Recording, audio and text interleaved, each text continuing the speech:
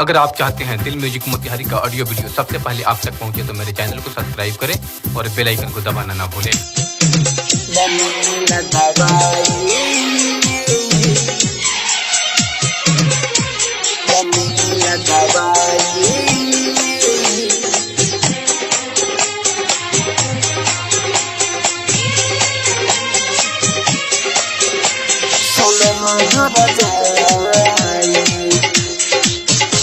न मिलेला दवाई सोनो मोहर जाई, न मिलेला दवाई सोनो मोहर जाई। काहे दिलावा लगैलू झूठे सपना सजैलू कैलू दोसरा से जाके सगाई।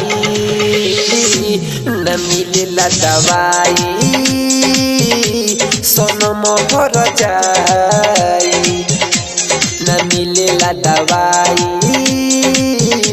सोनो मोहर जाई। काहे दिलावा लगैलू झूठे सपना सजैलू कैलू दोसरा से जाके सगाई। न मिलेला दवाई सोनो मोहर जाई, मोहर जाई सोनो मोहर जाई। लाल जोड़ा में सज के जइबू हो डोली में होई विदाई हो, लाल जोड़ा में सज के जइबू हो डोली में होई विदाई हो। तनी झाँक के देखी डोली से हमरे अरथी संग ही जाई हो। अपन फरज निभैया जनी तू शरमई ओढ़नी कफन में ओढ़ाई। न मिलेला दवाई सोनो मोहर जाई, न मिलेला दवाई सोनो मोहर जाई। न मिलेला दवाई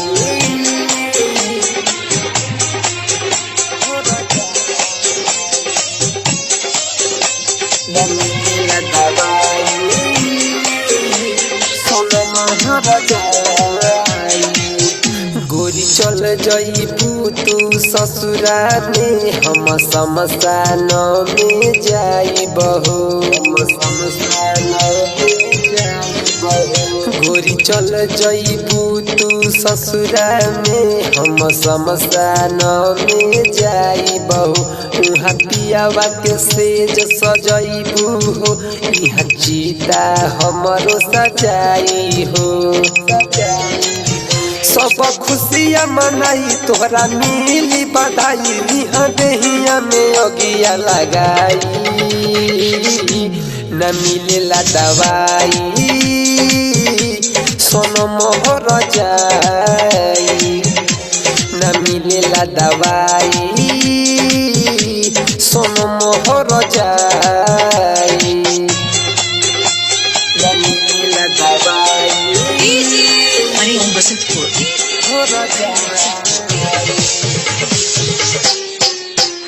सोनो मोहर जाई।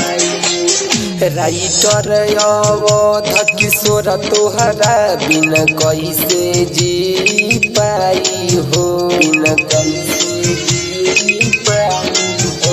राइटर सनतनु तोहरा बिन बोल कैसे जी पाई हो। ऋषभ सुबोध पियावा के बहिया में गइलू समाई हो। सुन राजा सदाम के कैलू बदनाम जियते जी दिहलू मुआई। न मिलेला दवाई सोनो मोहर जाई, न मिलेला दवाई सोनो मोहर जाई।